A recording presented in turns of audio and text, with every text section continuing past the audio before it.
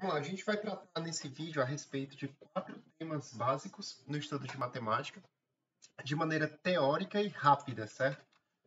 A gente vai falar a respeito de teoria dos conjuntos, intervalos numéricos, potenciação e radiciação e razão. Então vamos lá para o primeiro desses 4 tópicos, que é teoria dos conjuntos.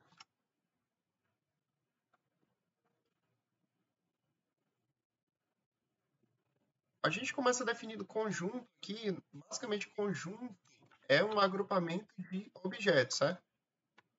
Então, colocamos aqui que conjunto é um agrupamento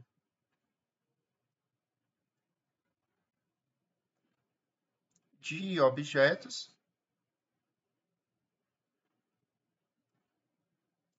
e esses objetos, pessoal, são denominados elementos do conjunto, né?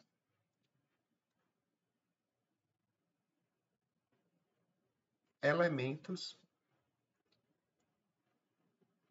do conjunto. De modo geral, a gente representa o conjunto com a letra ocidental maiúscula, certo? Então, se a gente for representar por meio de um diagrama esse conjunto, a gente pode fazer o seguinte: eu posso representar esse conjunto aqui, por exemplo, como essa letra ocidental maiúscula, como eu acabei de dizer, vou botar uma letra A, por exemplo, maiúscula, e eu posso colocar um elemento aqui, x, desse conjunto A, certo?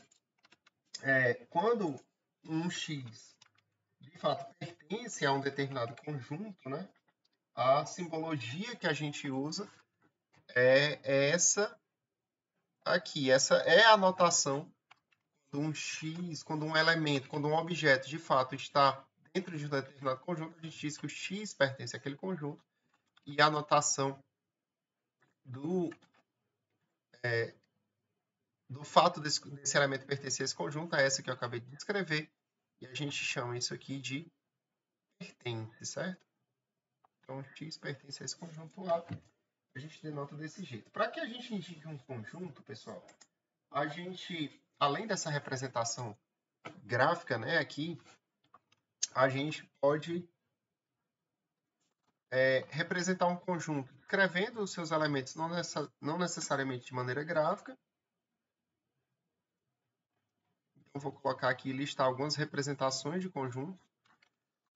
Por exemplo, eu posso listar os elementos de um conjunto colocando os elementos entre chaves. Por exemplo, eu vou denominar aqui um conjunto A ao conjunto de 0, 1, 2, 3 e 4, por exemplo. Então, essa representação listando os objetos entre chaves é uma representação bem comum de conjunto. A gente pode, ao invés de listar os objetos, a gente pode indicar uma lei de formação também. Esse mesmo conjunto aqui, ele, por exemplo, poderia ser representado dessa forma. Todos os x que pertencem ao conjunto dos números naturais, tais que ou tal que, ele pode ser um ponto e vírgula, então uma barra, certo? Tem essas duas formas de representação do tal que. X é menor que 5. Então, olha, imagina que você vai pegar todos os números naturais, que são os números positivos ou zero, e a parte fracionária é igual a zero, né? Enfim, não há parte fracionária diferente de zero. Por exemplo, esse número aqui, 2,57, ele não é natural, porque essa parte fracionária dele, que é o que vem depois da vírgula, não é diferente de zero, certo? Se for natural, essa parte fracionária vai ser zero. Isso é, o 2 é a mesma coisa que 2,0, certo? Então, esse número aqui é natural. Então, se eu pegar todos os números naturais menores que 5, admitindo que o zero está no conjunto dos números naturais, alguns autores dizem que o zero não está lá. A gente está admitindo que o zero está nele, por exemplo, no conjunto dos números naturais. Então, esse conjunto dos x pertencentes aos naturais, tal que x é menor do que 5, vai ser esse conjunto de fato 0, 1, 2, 3 e 4, do jeito que a gente tinha falado. Além disso, você poderia, por exemplo, ter descrito em idioma padrão, né, o que significava esse conjunto. Eu poderia muito bem dizer que esse conjunto A é o conjunto dos números naturais menores que 5. Então, a gente viu uma representação geométrica e alguns outros tipos de representação de conjuntos. E, em sequência aqui, a gente pode colocar algumas notações com respeito a conjuntos. E eu vou listar algumas dessas notações, certo? Vou colocar aqui notações. Eu vou utilizar nesses exemplos aqui a seguir, vou usar 3 conjuntos, por exemplo. Vou listar aqui um conjunto como sendo um conjunto formado por esses elementos A, B, C, D e E. Vou considerar que o conjunto B aqui, ele é formado por esses elementos C, D e E. E, por fim, eu vou considerar que o conjunto C ele é formado pelos elementos D, E e F. Beleza. De posse desses conjuntos aí, pessoal, como eu falei para vocês antes, o pertencimento de um elemento ao conjunto é denotado dessa forma. Por exemplo, a gente pode dizer que esse A minúsculo pertence a esse conjunto A maiúsculo, denotando dessa forma. Então, isso aqui significa que A pertence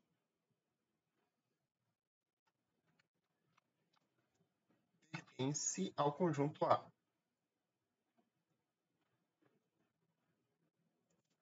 Algumas outras notações, por exemplo, quando a gente quer denotar que um elemento ele não pertence ao conjunto, a gente coloca uma barra cruzando aqui esse símbolo de pertence. A gente pode dizer, por exemplo, que esse elemento A ele não pertence ao conjunto B, certo? E a notação é essa.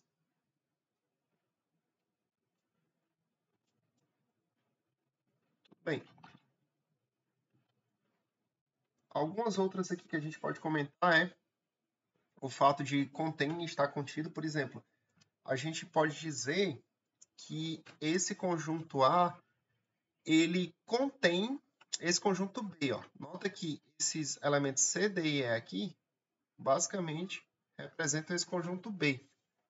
Então, o B está contido em A, ou então a gente pode dizer que o A contém B, certo? Então, se for contém, a gente representa dessa forma. Esse aqui é o símbolo de contém. Isso aqui significa que o conjunto A contém o conjunto B. A gente pode colocar essa mesma informação de outra forma. Eu posso dizer igualmente que o B ele está contido em A, colocando essa notação.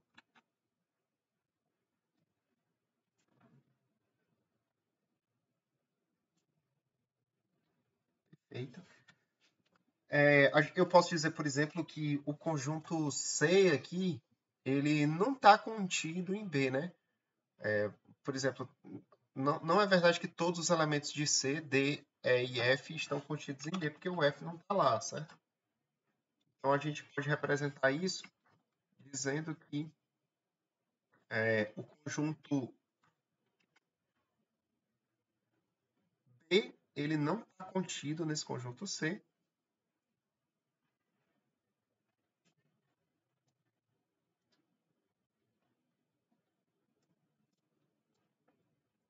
E, por exemplo, eu posso dizer que esse A aqui ele não contém o conjunto C, por exemplo, uma vez que esse F também não está lá no A, certo? Então, A, ele não contém o conjunto C e a gente escreve dessa forma.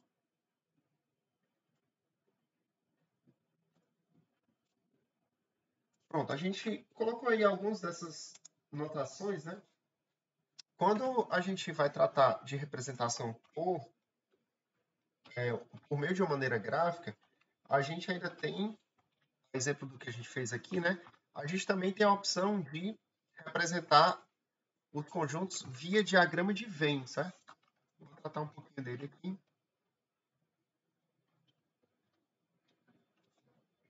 Os diagramas de Venn, eles deixam aparente as interseções dos conjuntos, né?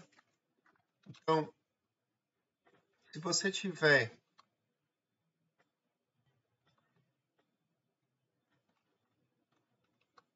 um conjunto, e estou representando aqui de propósito, utilizando essa maneira gráfica aqui. Imagina que eu tenho esse conjunto Vou chamar um conjunto de A, por exemplo, e um conjunto B aqui. Nesse caso, essa forma de representação ela deixa aparente os elementos comuns entre A e B. Pode ser que não exista e isso aqui seja vazio. Mas se eles existirem, né? Por exemplo, vamos supor que o conjunto A tem os elementos A, B, C, D. E o conjunto B tem os elementos C, D, E e F. Ó.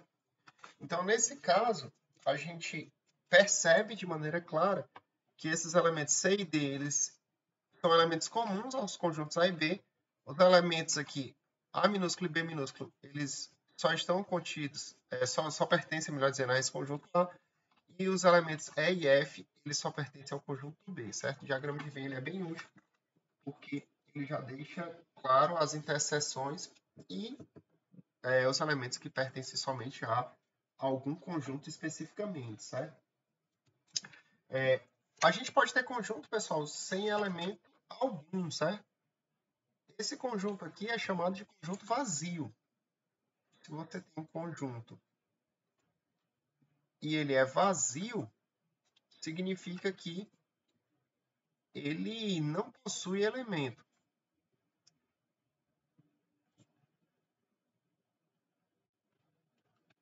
Beleza, um exemplo disso que a gente pode colocar aqui é colocar esse conjunto A como sendo, por exemplo, o conjunto de todos os x, tal que x é um número ímpar múltiplo de 4. Olha, não tem ímpar que seja múltiplo de 4, né? Então esse conjunto aqui é um conjunto vazio. Outra forma de representar um conjunto vazio é abrindo e fechando as chaves, mas não colocando nada aqui dentro. Então com essa simbologia. A igual a vazio.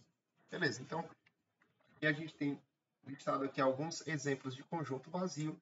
Lembrando que conjunto vazio é um conjunto que não possui elemento.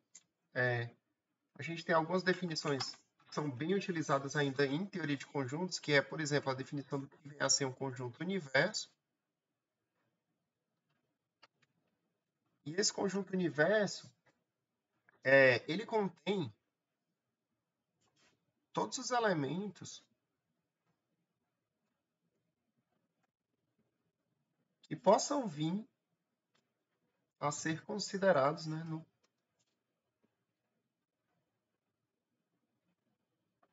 no problema em questão, né? Possam vir a ser considerados no problema em questão.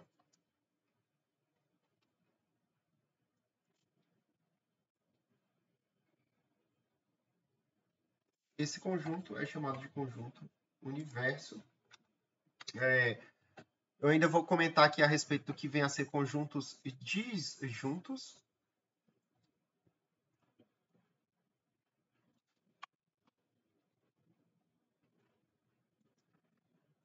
Conjuntos disjuntos, pessoal, são conjuntos que não possuem elemento em comum, certo? O que acontece? Eles, né, vou colocar aqui, não possuem elementos em comum.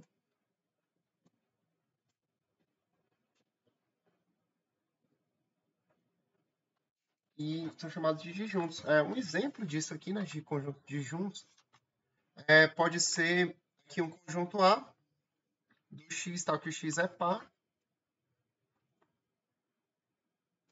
e o conjunto B, por exemplo, tal que o x é ímpar. Todos os x, né, tal que x é ímpar. Logicamente, um número não pode ser par e ímpar ao mesmo tempo, então esses conjuntos têm interseção vazia e B, eles não têm elemento em comum, eles são chamados de disjuntos, certo? A igualdade entre conjuntos, pessoal, acontece somente se eles forem iguais elemento a elemento, certo? Então, com respeito à igualdade de conjunto,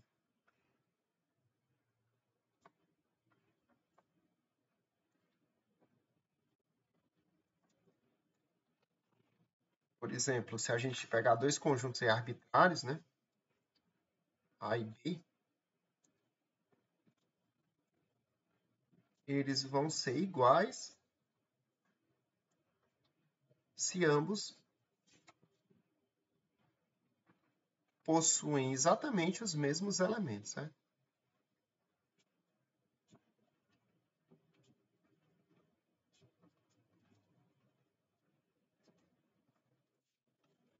Certo.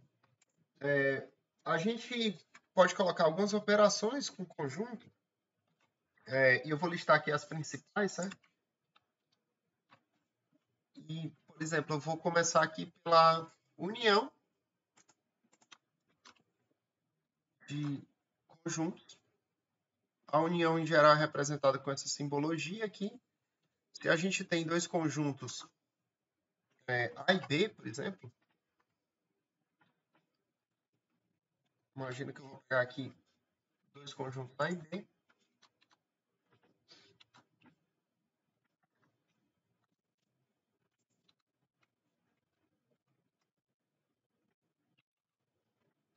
E vou colocar aqui um exemplo para ficar mais claro, né? Vou para alguns números, por exemplo, 1, 2, 3, 4, 5, 6. Se a gente for representar a união entre esses caras aí, a união é o conjunto dos elementos que pertencem aos dois conjuntos ao mesmo tempo, certo? Então, o que vem a ser essa união? É o conjunto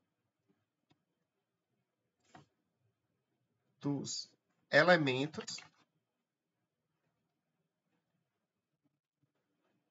que pertencem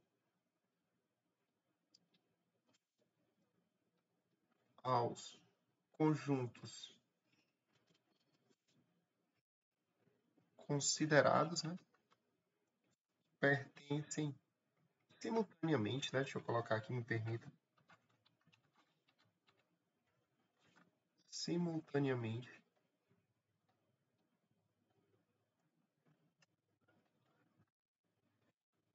aos conjuntos considerados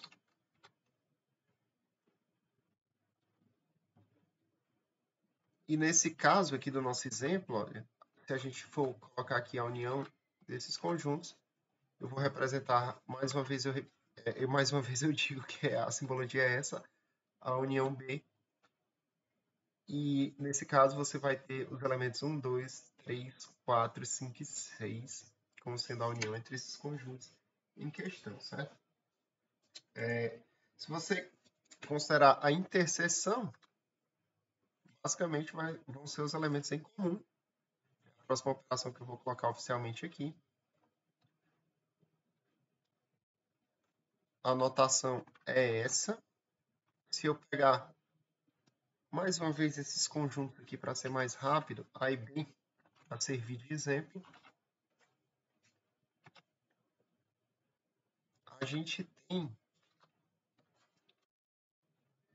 que a interseção é o conjunto dos elementos comuns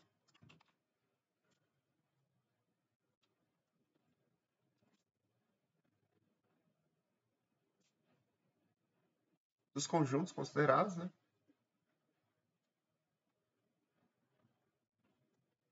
E nesse caso, tá fácil de ver aí, porque a gente colocou o diagrama de Venn, né? O A interseção B vai ser formado pelos elementos 3 e 4. Tudo bem. Seguindo aqui mais um pouquinho, a gente pode comentar a respeito de complementar.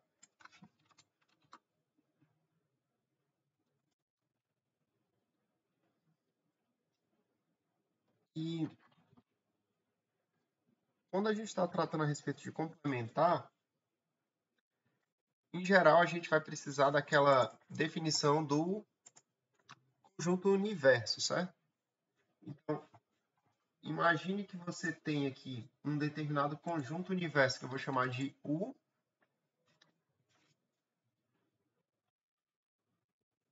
e um determinado conjunto que eu vou chamar de A aqui dentro.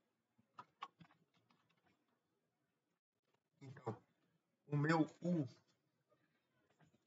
é esse conjunto universo e o meu A é esse conjunto que está aqui dentro. Quando a gente for representar o complementar desse conjunto A, o complementar desse conjunto A vai ser essa parte que eu vou deixar aqui destacada, numa cor mais clara aqui, ó. Vai ser essa parte aqui fora, certo? Essa parte aqui de fora, que eu coloquei aqui nessa cor um pouquinho mais escura, deixei o conjunto A aqui em branco, essa parte que eu destaquei é denominada o complementar desse conjunto A, certo? Então, essa partezinha aqui, todo elemento que pertence a ela, a gente vai denotar como pertencendo a esse conjunto com essa notação, e essa notação diz respeito ao complementar desse conjunto A. Então, eu posso colocar aqui que o conjunto complementar de A, denotado por A, e esse expoente, né, C aí, é o conjunto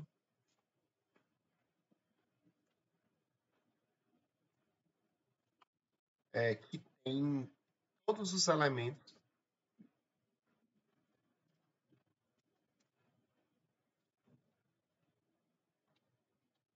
desse conjunto universo U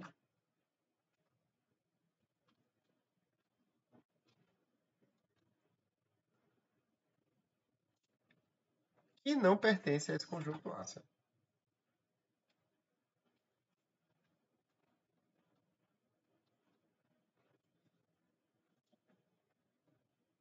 Esse conjunto em questão é chamado o complementar do conjunto A. Todos os elementos que pertencem ao conjunto universo U que não pertencem a A, certo? Todo mundo que está fora do A, mas pertence ao conjunto universo.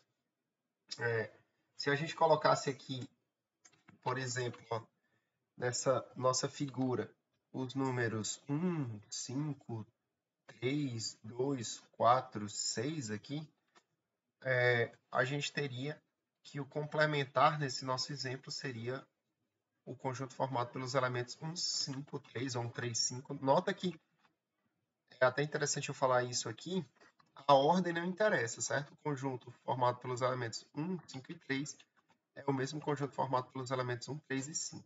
Nessa notação de conjunto, a gente não se preocupa com a ordem dos elementos, certo? Ainda é interessante a gente falar aqui a respeito de diferença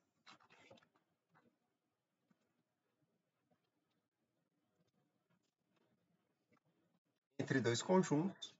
Para ficar abaixo aqui, mais uma vez eu vou pegar esse A e B que a gente usou antes, para comentar a respeito dessa diferença entre dois conjuntos. E a diferença basicamente vai ser os elementos que pertencem ao conjunto e não pertencem ao outro. Por exemplo, tá? Deixa eu colocar aqui. A diferença dos conjuntos A e B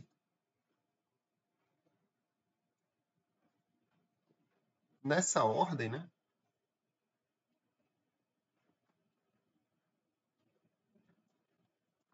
É um conjunto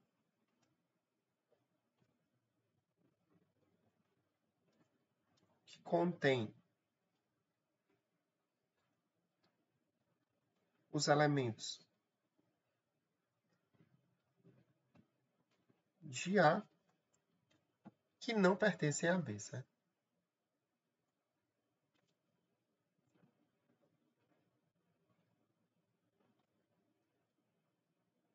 Beleza. Então, se eu pegar todos os elementos de A que não pertencem a B, isso aí vai ser a diferença entre A e B nessa ordem. A notação que a gente vai usar é o símbolo de menos mesmo, como é de esperar. A menos B vai ser o conjunto. Nesse caso aqui, formado pelo 1 e pelo 2, que são todos os elementos que estão em A, mas não estão em B, certo? De modo geral, você pode dizer que o A menos B ele vai ser o conjunto formado por todos os x que estão em A, ao que o x não está em B, certo? Esse aí é o conjunto de diferença entre dois conjuntos dados. A gente pula um pouquinho agora para conjunto numérico. A gente vai ver os principais aqui.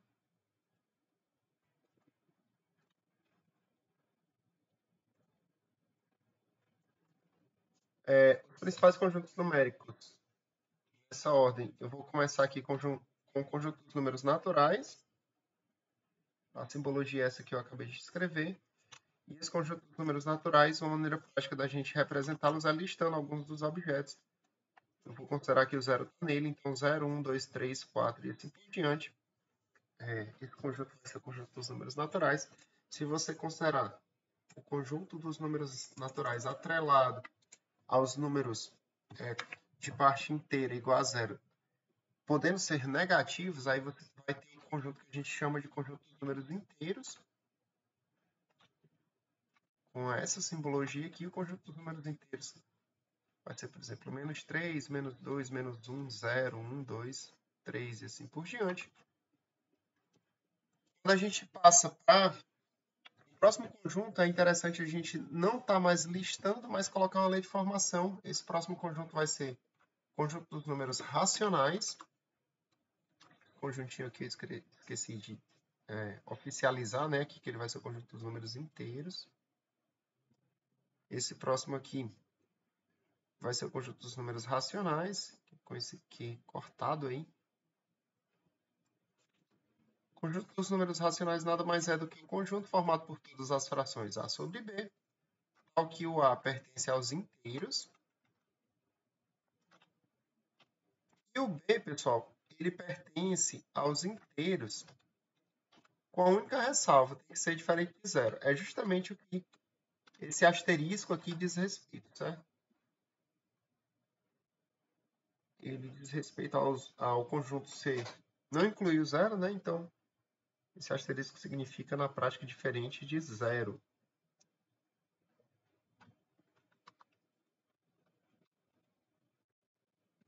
Alguns números eles não podem ser postos nessa forma A sobre B, com A pertencente aos inteiros e B pertencente aos inteiros diferentes de zero, certo? Esse conjunto aí, alguns autores representam esse conjunto como sendo um Q', outros gostam de utilizar uma letra I cortada, certo? Depende aí da bibliografia que você vai tomar como base, certo? Mas esse conjunto aqui, basicamente, é o conjunto formado por todos os x, tal que o x ele não pertence aos racionais. Isso se eu não tiver, se eu só estiver considerando que o conjunto universo vai ser o conjunto dos números reais, certo? Se você considerar que o conjunto universo pode envolver os números complexos, aí essa definição não faz muito sentido. Mas nesse contexto que eu estou fazendo essa aula de hoje, eu vou considerar que o conjunto dos números universo vai ser o conjunto dos números reais. Esse conjunto dos números reais, basicamente, é a união de todos os conjuntos que eu tratei agora há pouco, certo? Esse aqui é o conjunto dos números irracionais. E o conjunto dos números reais vai ser os naturais, união, inteiros, união, racionais, união irracionais, certo? Um exemplo aqui de irracional clássico, né? Exemplo clássico de número irracional é o raiz de 2. O raiz de 2 ele não pode ser posto na forma A sobre B, onde A é inteiro e B é inteiro diferente de zero. Na prática, se você pegar um número que é irracional e somar com qualquer outro número natural, por exemplo, esse número continua sendo irracional. Então, raiz de 2 mais 1 também é irracional, raiz de 2 mais 2, raiz de 2 mais 3, todos esses são irracionais também. Outro exemplo clássico de número irracional é o número π, aproximadamente para 3,14, 15, etc. E assim por diante. Se você pegar a união de todos esses conjuntos, como eu falei, ele vai ser o conjunto dos números reais. Uma maneira interessante da gente representar isso em forma de diagrama pode ser assim. Você coloca, por exemplo, o conjunto dos números naturais, e uma vez que todo número que é natural, ele também vai ser um número inteiro, A gente pode representar esse fato aí, colocando o conjunto dos números inteiros, englobando aqui o conjunto dos números naturais. Então, vou colocar que esse aqui vai ser o meu conjunto dos números inteiros. E uma vez que todo inteiro é racional, eu posso representar esse fato aí colocando os números racionais aqui para englobarem os números inteiros. Esse aqui é os racionais. Lembra que o número é irracional se ele não for racional. Então, eu posso representar isso dessa maneira aqui. Posso colocar os números irracionais como tendo esse conjunto aqui. De todos os números que não são racionais. E se você considerar todos esses conjuntos, agora,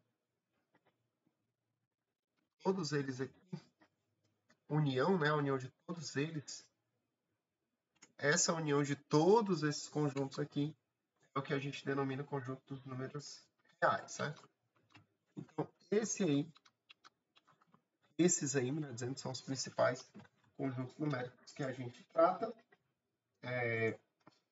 Uma vez que eu tenho o conjunto dos números reais, eu posso fazer uma correlação entre esse conjunto e uma reta, por exemplo. Essa relação do conjunto dos números reais, desculpa, com uma reta é chamada de é denominada relação bionívoca, porque é uma objeção, eu vou tratar a respeito dela aqui. Relação bionívoca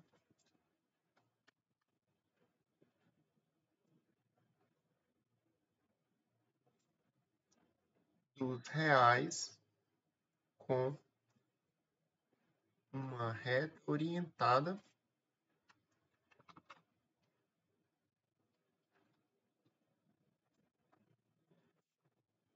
Vou comentar como é que a gente consegue fazer essa relação.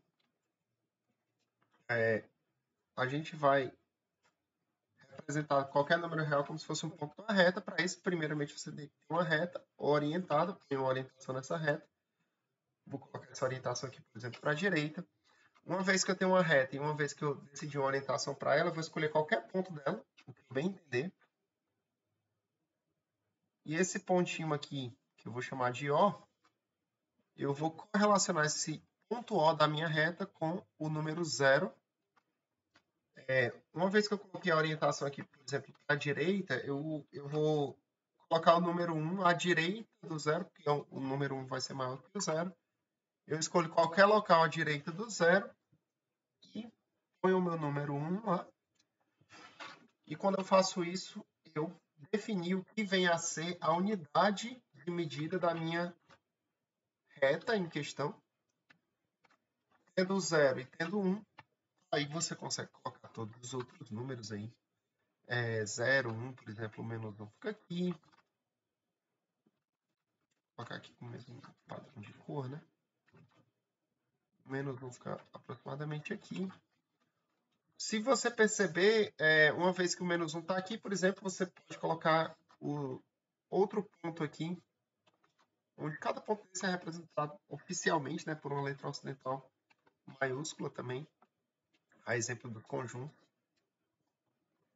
Aqui é o ponto B, o ponto C, por exemplo, se esse ponto C estiver exatamente na metade entre o 0 e o menos 1, esse aqui vai ser o 0,5 e assim por diante, tá? Beleza. E assim você representa todos os outros pontos, certo? Então, na prática, para cada ponto da reta você tem um número real e também para cada número real você tem um ponto da reta. Essa relação ela vale indo e voltando. De novo, cada ponto da reta representa um número real e todo número real representa um ponto da reta. Como dá certo indo e voltando, a nomenclatura que a gente dá para essa relação é a relação bionívoca, tá? Porque, na prática, o conjunto dos pontos da reta e o conjunto dos números reais, eles formam uma bijeção, certo? É uma relação 1 para 1, que não sobra ninguém, certo? É injetor e sobrejetor. Perfeito. Uma vez tendo essa definição e essa relação do conjunto dos números reais com a reta, a gente pode trabalhar um pouquinho com intervalos numéricos. A reta, considerando que a reta é o conjunto dos números reais. Então, eu vou trabalhar um pouquinho aqui com intervalos numéricos.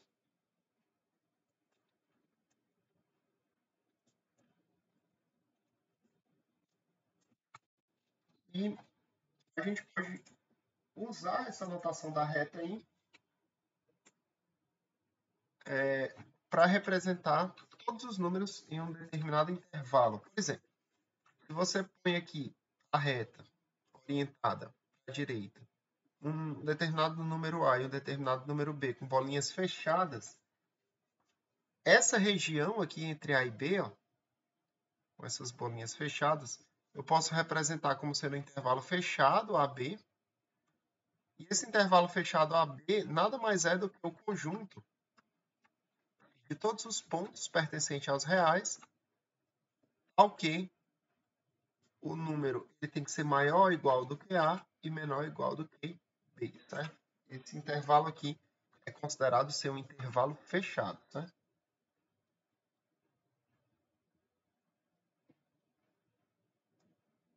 O intervalo ele pode muito bem ser um intervalo aberto também, caso você não considere os extremos, certo? Se você não tiver interesse em considerar os extremos, você trabalha com um intervalo chamado intervalo aberto. A representação de intervalo aberto pode ser por parênteses ou por colchetes ao contrário, certo? Ao invés deles abrirem e fecharem, eles são colchetes ao contrário, dessa forma. Isso aqui representa todos os elementos x que pertencem ao conjunto dos números reais, mas que o x agora é só maior, certo? Não pode ser igual. X maior do que A e x menor do que B. O conjunto de todos esses pontos geometricamente é representado dessa forma. A gente ainda pode ter esse intervalo, né? Desculpa, ele vai ser intervalo aberto. Esqueci de escrever aqui, que é intervalo, né? Esse intervalo aqui,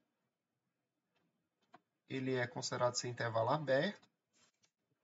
E, por fim, a gente pode ter muito bem também intervalos mistos, certo? Eu posso considerar minha retinha aqui e colocar um determinado ponto A fechado e outro B aberto e considerar esse conjunto aqui. Esse conjunto vem a ser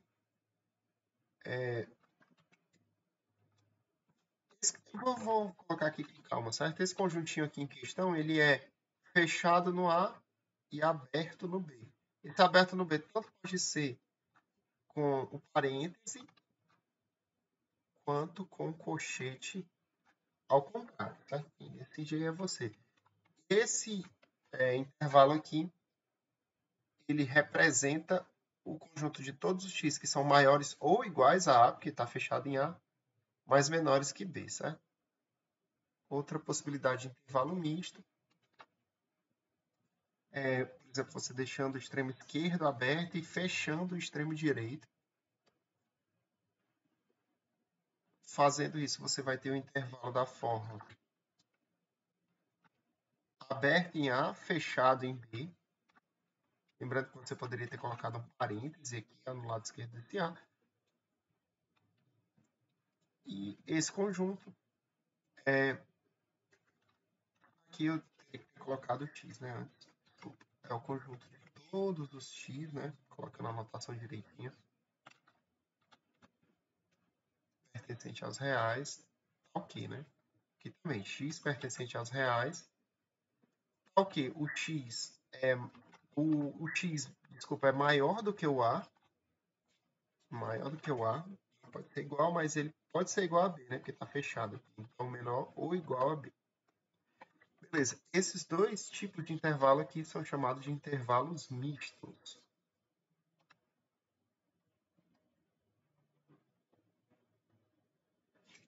Perfeito.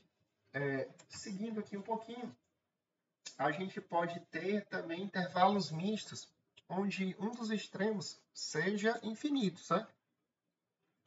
Aí, infinito não é número, é só uma representação. Então, se você tiver, por exemplo, um intervalo desse jeito aqui, ó, que você só fecha em um determinado número, mas considera todos os outros números à esquerda ou à direita dele, sem exceção. Então, esse intervalo pode ser expresso dessa forma. Ele é fechado aqui no A e ele vai ser aberto no infinito, mais infinito.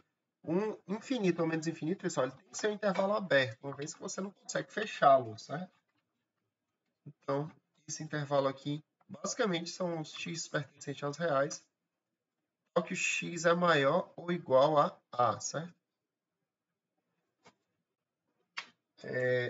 Outro exemplo aqui, você poderia também deixar aberto, sem problemas, no A, e considerar todos os pontos à esquerda do A. Então, se você deixasse, por exemplo, aberto no A e considerasse todos os pontos à esquerda do A, você teria esse intervalo menos infinito, A aberto, ou então assim, né? Quem decide é você, essa forma que você vai usar colchete ao contrário ou parêntese, e esse conjunto vem a ser o conjunto de todos os reais, mas que o x é menor do que o A. Beleza. Eu passo um pouquinho agora para potenciação, que era o segundo tópico que eu queria falar nesse vídeo, e radiciação, certo? Potenciação e radiciação vem a ser nosso segundo tópico.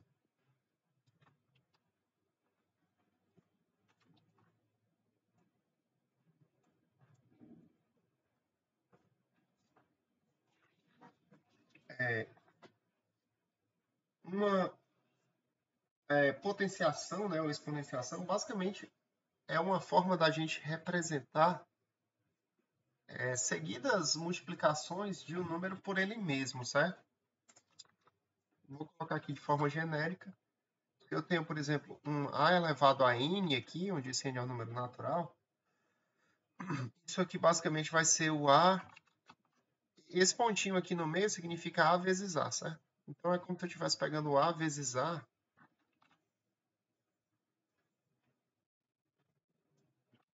N vezes aqui, certo?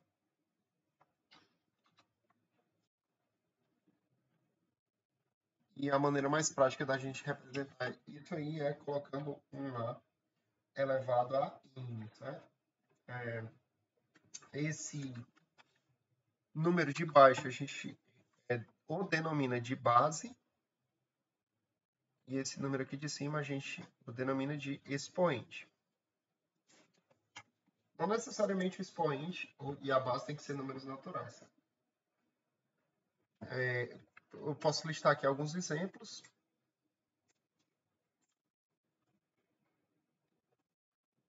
Eu tenho, por exemplo, 2 elevado a 3, ele é o 2 vezes 2 vezes 2. Aí, por exemplo, nesse caso, 2 vezes 2 é 4, 4 vezes 2 é 8. Então, esse 2 elevado a 3 é o 8. Se eu tivesse, por exemplo, o menos 2 elevado a 3, aí seria o menos 2 vezes ele mesmo, certo? Com o número de 3 vezes. Então, seria menos 2 vezes menos 2 vezes menos 2. Nesse caso, menos 2 vezes menos 2 dá 4 positivo e 4 vezes menos 2 dá menos 8. Então, esse resultado aqui é menos 8. Na realidade, toda vida que você tiver um número ímpar de operações com números negativos, o resultado vai ser negativo, tá? Então, se você tem um número negativo elevado a um expoente ímpar, o resultado é negativo. Se porventura você tiver um número negativo elevado a um expoente par, aí sim o resultado vai ser positivo, certo? Vou colocar como exemplo aqui o menos 2 sobre menos 2, melhor dizendo, elevado a 4. Aí seria menos 2 vezes menos 2 vezes menos 2. Nesse caso, como o menos 2 está elevado ao número par aqui, vai dar positivo e, na realidade, dando positivo, sabendo que 2 vezes 2 é 4, 4 vezes 2 é 8, e 8 vezes 2 é 16, já que dá positivo vai dar mais 16, ou então só o 16 mesmo, como queira. Se você tiver o zero, por exemplo, elevado a um número arbitrário diferente de zero, você vai ter 0 vezes 0 vezes 0, algumas vezes, nesse caso aqui, 5 vezes, porque o expoente é 5. Obviamente, esse resultado vai dar 0. E, por fim, se você tiver um número arbitrário diferente de 0 elevado a 0, pessoal, esse resultado aqui é 1. Certo? Então, são alguns exemplos de potenciação. A gente tem aqui algumas propriedades de potenciação, vou listar algumas delas.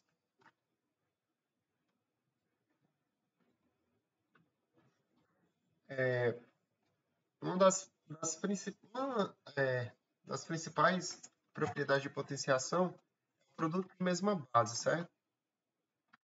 Vou colocar aqui como propriedade 1. Ele diz o seguinte, que A elevado a M vezes, por exemplo, um A elevado a N é um produto onde a base é igual, um produto de mesma base. Você tem que conservar a base e somar os expoentes, né? Se porventura, ao invés de multiplicar, você divida, por exemplo, A elevado a M dividido sobre A elevado a N, aí ao invés de você somar, você subtrai. Divisão de mesma base, você conserva a base e subtrai os expoentes. Beleza. Listando aqui alguns exemplos disso, posso colocar aqui 3 ao quadrado vezes 3 elevado a 4, por exemplo. Olha, isso aqui é um produto de mesma base, eu vou conservar a base que é o 3 e somar os expoentes a 3 elevado a 6. Se eu considerar aqui, por exemplo, x vezes x elevado a 5, isso aqui é x elevado a 6. Se a gente tivesse aqui, enfim, por exemplo, x elevado a 7 dividido por x elevado a 2, por exemplo, isso aqui seria x elevado a 5. Perfeito. Mais algumas propriedadezinhas aqui que eu posso citar. É um produto e todo esse produto aqui está elevado a um número. Por exemplo, eu tenho um produto de A vezes B e todo esse produto aqui está elevado a um determinado N. Nesse caso, cada um dos números que está dentro aqui, desse caso, desse parêntese, né? Ele sai elevado a N. Então, isso aqui é A elevado a N vezes B elevado a N. Você tem, porventura, vamos tirar a prova que isso vale mesmo, por exemplo, né? Você sabe que 6 ao quadrado, por exemplo, é 36, porque é 6 vezes 6. Por outro lado, o 6 aqui ele é 2 vezes 3. Aí, segundo essa propriedade, se a gente utilizá-la aqui, né? O 2 fica ao quadrado e o 3 fica ao quadrado. Então, eu teria 2 ao quadrado e 3 ao quadrado multiplicados. Nota que 2 ao quadrado é 4, 3 ao quadrado é 9. E é verdade que 9 vezes 4 é 36 mesmo, certo? A propriedade aqui, pelo menos, a gente teve um exemplo aí para aferir que ela de fato funciona. Essa propriedade que eu comentei aqui para multiplicação, ela funciona muito bem para divisão também. Então, se porventura você tiver dentro de um parêntese um A elevado, A sobre B, desculpa, elevado a um N aqui, tanto o numerador como o denominador ficam elevados aqui expoentes, certo? Se a gente for citar um exemplo disso aqui da divisão, só para fechar, né? Eu posso colocar aqui menos 5 sobre 3 elevado a 2. Aí, tanto o menos 5 quanto o 3 ficam elevado a 2, né? Aí, menos 5 elevado a 2 é 25, que é 2 é um número par, dá positivo, e 3 ao quadrado é 9. O resultado é 25 nonos. Citando ainda mais algumas propriedadezinhas de exponenciação, vou colocar aqui como propriedade 5 para seguir essa ordem. Se eu tiver A elevado a M elevado a N, um expoente dentro aqui de outro expoente, eu tenho que multiplicar os expoentes, certo? Então, isso aqui fica A elevado a M vezes N. E cito logo aqui como propriedade 6. Se você tiver A elevado a menos N, isso aqui é 1 sobre A elevado a N. Se você tem um expoente negativo em cima, ele passa aqui para baixo positivo. Isso aqui advém, pessoal, da própria propriedade de divisão de mesma base. Por exemplo, esse a elevado a menos n aqui, na realidade, ele é a elevado a 0 menos n, por exemplo. Aí, se a gente utilizar aquela propriedade de divisão de mesma base, isso aqui é a elevado a 0 sobre a elevado a n. Na divisão de mesma base, eu conservo a base, que é o a, e subtrazo os expoentes, né? Aí, a elevado a 0 eu sei que dá 1. A elevado a n aqui, eu conservo. Então, a elevado a menos n, de fato, é 1 sobre a elevado a n. Se eu for colocar 1 para cada aqui, por exemplo, se você tiver 3 elevado a 5 elevado, por exemplo, uma fração 2 quintos aqui, esse 5 vezes esse 2 quintos vai cancelar o 5. Com o denominador 5, sobra só 3 ao quadrado, que é o 9. Aqui nesse caso, se eu fosse dar um exemplo disso, eu posso colocar, por exemplo, 2 elevado a menos 3. Isso aqui é 1 sobre 2 elevado a 3, que é igual a 1 oitavo. Aí, eu posso colocar aqui como propriedade ainda 7 aqui, uma que correlaciona exponenciação com radiciação. É a seguinte, se você tem a raiz de ordem n de a elevado a m,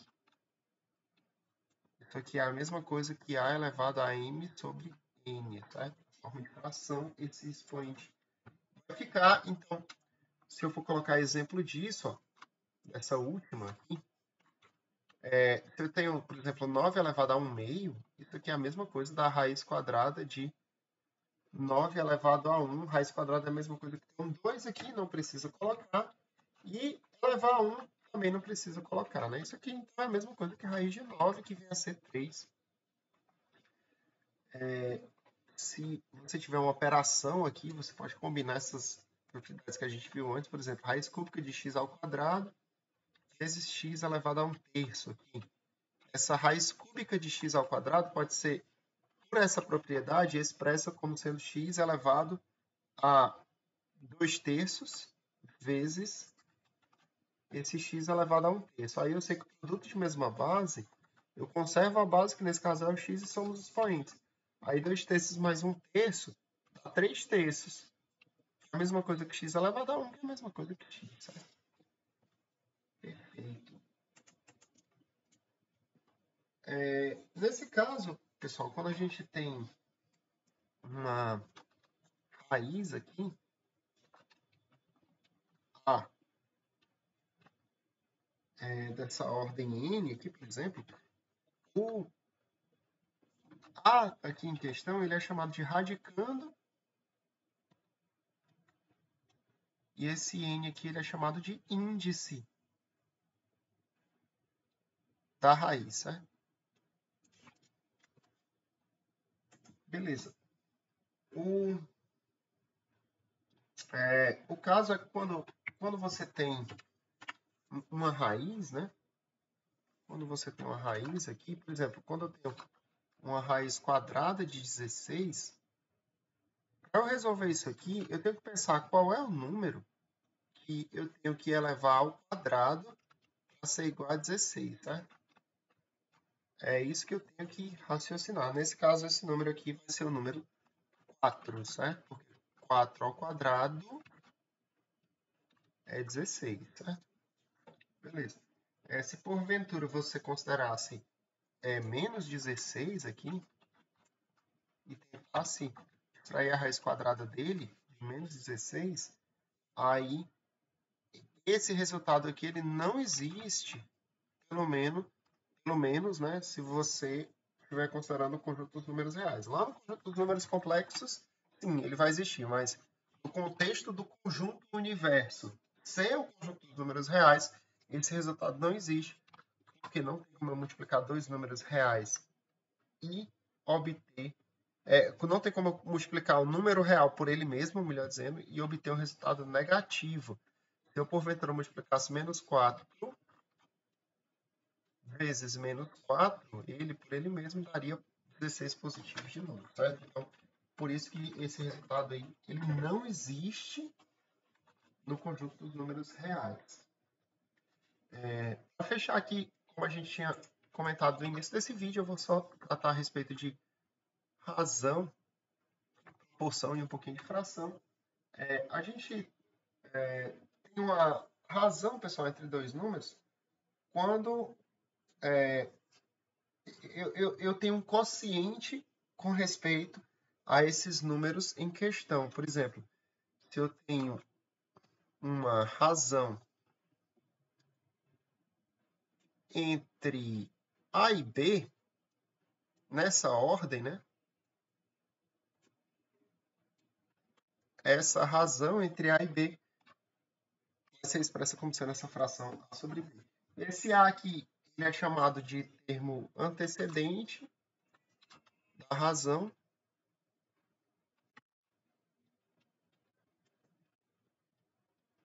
E esse B aqui é chamado de consequente. Obviamente, se eu tiver no contexto de fração, pessoal, esse A aqui também pode ser denominado de numerador. E esse B de denominador, tá?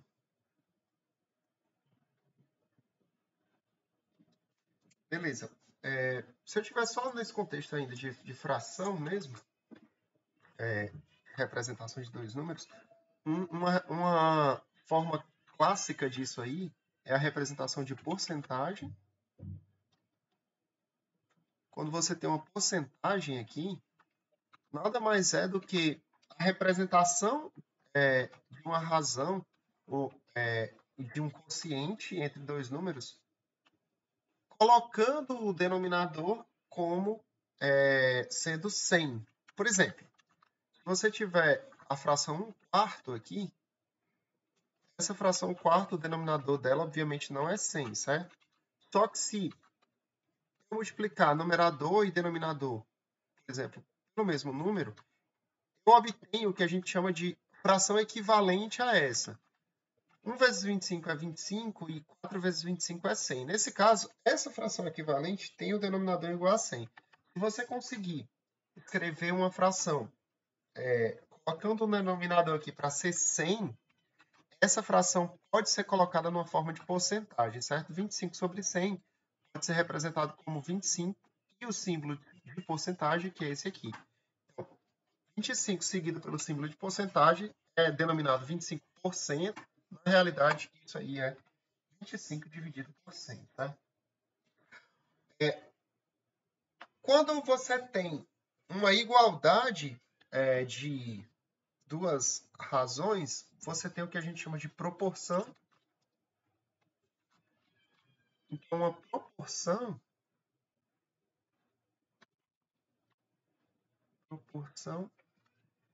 é uma igualdade de razões, certo? Uma igualdade de razões. Então, vem a ser, por exemplo, A sobre B dando igual a C sobre D. Uma proporção nada mais é do que a igualdade de razões. Esses termos A e D aqui, e esses termos B e C, eles recebem nomes especiais. Na prática, esse primeiro e esse último termo, A e D, eles recebem nomes. A maneira como a gente os chama é termos extremos.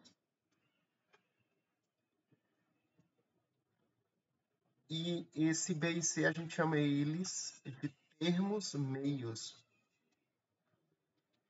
E a principal propriedade aqui de proporção é que a multiplicação dos termos extremos é igual à multiplicação dos termos meios, certo? Quando você tem uma proporção, na prática, significa que A vezes D, que é a multiplicação dos extremos, é igual à multiplicação dos meios, certo? Nota que a gente acabou de comentar, por exemplo, que 1/4 é igual a 25 sobre 100, né? A gente tem uma igualdade aqui, né? Então, de duas frações dessa forma, para a gente utilizar como exemplo. 1/4 é equivalente a 25 sobre 100. Essa propriedade aqui de multiplicação dos extremos com os meios, ela funciona de fato. Perceba que 1 vezes esse 100 aqui, ele é exatamente igual a 4 vezes 25, tá? Funciona certinho. Para fechar aqui, pessoal, eu só vou comentar aqui uma taxa. Basicamente é uma fração de números que estão representados em unidades diferentes. Quando você tem uma fração que representa números em unidades diferentes, a gente chama essa fração de taxa, certo? Por exemplo, se você tiver 5.000 habitantes por 4.000 quilômetros quadrados, certo? Foi esse o caso aqui, você cancelar os zeros, né, aqui, você vai ter 5 quartos, ou então 1,25 habitante por quilômetro quadrado. Quando você correlaciona duas grandezas numa fração que tem unidades diferentes, você representa isso aqui como tendo uma taxa, certo? Uma bem conhecida, por exemplo, é a taxa que a gente denomina de velocidade. Se você diz que você percorre 200 quilômetros a cada 4 horas, significa que você está percorrendo 50 quilômetros por hora, e essa taxa aqui a gente chama de velocidade, tá? É um exemplo dos vários de representação de taxa. Tranquilo, pessoal? Então, nesse vídeo, a gente comentou tudo que tinha prometido, né, no início. A gente se vê nos próximos. Até mais. Valeu!